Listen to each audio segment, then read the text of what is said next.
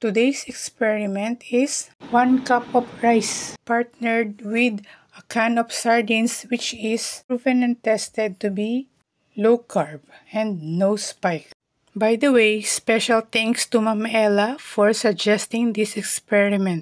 Ayoko na sana kaso na-curious din ako. Ilan kaya ang spike nito? First, baseline blood sugar muna tayo. 84 is my baseline blood sugar. Kainin ko muna to and I'll be back after 1 hour. So it's been an hour. Measure na ulit tayo.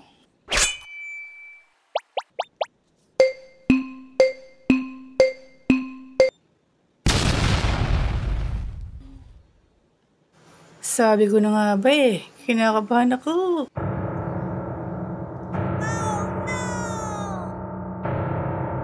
So after 2 hours, I'm back to measure my blood sugar again. Bumaba na kaya?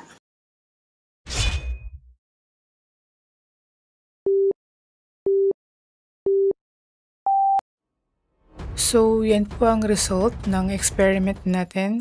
1 cup of rice equals big spike. And that's my honest review. Watch out for another rice experiment tomorrow. Paki-share po kung natulungan kayo ng videong ito. Thank you!